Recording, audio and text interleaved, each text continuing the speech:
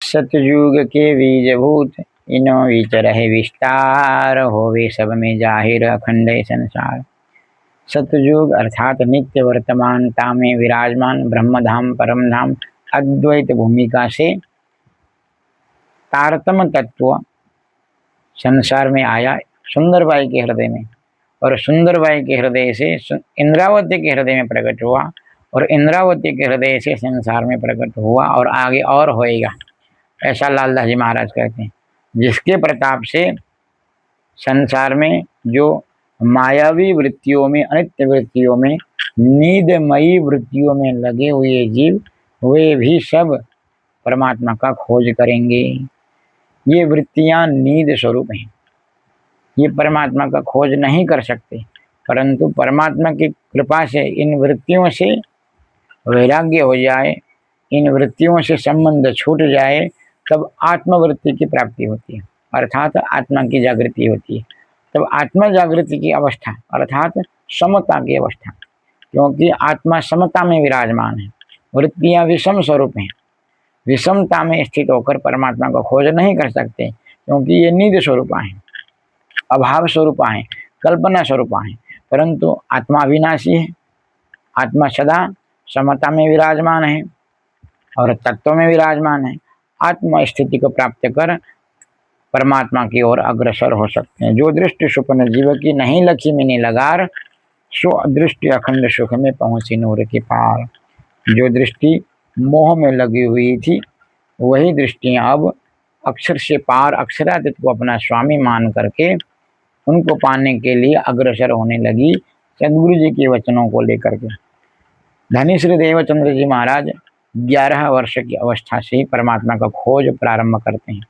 मतलब धनी श्री देवचंद्र जी महाराज 11 वर्ष की अवस्था से ही जागृत थे।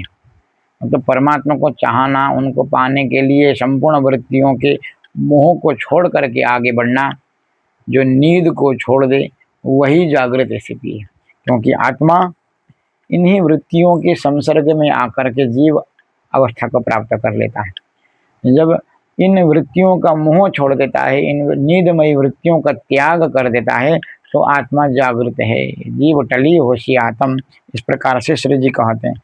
मन में वैराग्य उत्पन्न हुआ संसार के प्रति, विषयों के प्रति, और उनकी आत्मा जागृत हो गई, अर्थात वृत्तियों से मुक्त हो गए। उस पवित्र आत्मवृत्ति के द्वारा परमात्मा का अन्वेषण करने लगे, क्योंकि परमात्मा प्राप्ति का प्रथम सोपान आत्म जागृति है। आत्म भाव की प्राप्ति के पश्चात ही परमात्मा को पाने के लिए अग्रसर हो सकते हैं, नहीं तो नींद के द्वारा, नींदमय वृत्तियों के आश्रय से परमात्मा प्राप्ति के लिए सोच भी नहीं सकती, वैसा ख्याल ही नहीं आता। यदि परमात्मा का वर्णन हो रहा है, परम धाम का वर्णन हो रहा है, परंतु द्वंद्व है, द्वैत है, प्रतिस्पर्धा है, तो आश्रय नींदमयी वृत्तियों का है। यदि नींदमयी वृत्तियों का त्याग नहीं, तो सारा यह खेल नाटक मात्र है। परंतु जब इन नींदमयी वृत्तियों का त्याग हो जाता है, आत्मवृत्ति में सब स्थित हो जाते हैं। अनंत अनंत व्यक्ति भी यदि परमात्मा की उपासना करते हैं, उनके वचनों में एक रूपता होगी, कोई झगड़ा नहीं, कोई द्वेष नहीं, सब एक परमात्मा की उपासना करेंगे, उनको पाने के लिए चाहेंगे, पुकार करेंगे, सेवा करेंगे, अंतर हृदय में सेवा को चाहेंगे, प्रार्थना करेंगे। उस प्रकार से जब आत्मा के हृदय में जब सेवा प्रारंभ होता है, तो अनायास शुरू होता है। वृत्तियों के द्वारा जब अभ्यास होता है, तब करनी पड़ती है, ऐसा लगता है मैंने किया है। निज नाम जप करना, सेवा पूजा करना, उपासना करना, तो मन अंतर में ऐसा रहता है कि मैंने किया है। परंतु जब आत्मभाव में जब स्थित होता है व्यक्ति, तब निज नाम स्वतः होने लगता है, क्योंकि आत्मा प्रयत्नों से परे है, क्रियाओं से परे है, और जो सेवा प्रकट होती है वह भी अनायास ही होने लगता है। श्री जी महाराज कहते हैं, मुख थी सेवा तो ने सीखो, जो अंतर आड़ो टाल।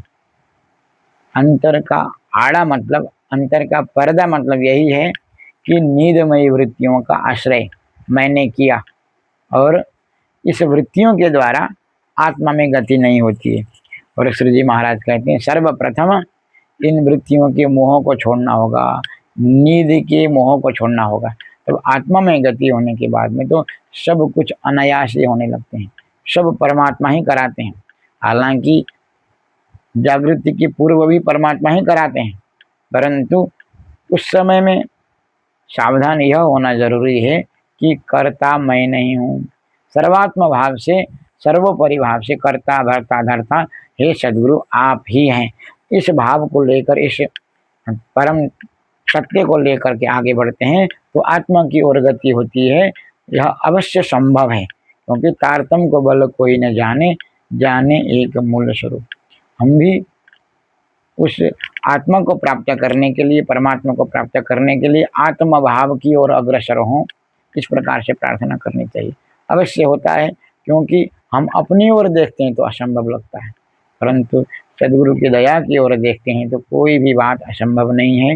सबके लिए यही मार्ग है कि प्रथम आत्म सोपान, प्रथम आत्म भाव की प्राप्ति, जहाँ पर पूर्णतया नींदमयी वृत्तियों का त्याग होता है, जहाँ व्यक्ति द्वंद्व से परे हो जाता है, तब ही व्यक्ति द्वंद्वातीत परमात्मा की ओर अग्रसर होता है, उनको समझ सकता है। तभी व्यक्ति तारतम का चिंतन कर सकता है। आ मायानो पार पाम से पार तारतम कर सकते हैं विचार। सब कुछ आत्म भाव को प्राप्त करने के पश्चात ही प्रारंभ हो सकते हैं। उस परम तत्व की, अक्षरातीत तत्व की इतनी बड़ी महानता है, महनीयता है, इतना ज़्यादा महत्व है कि जो प्रारंभ ही आत्म भाव से शुरू होता है, आत्म जागृति से शुरू होता है।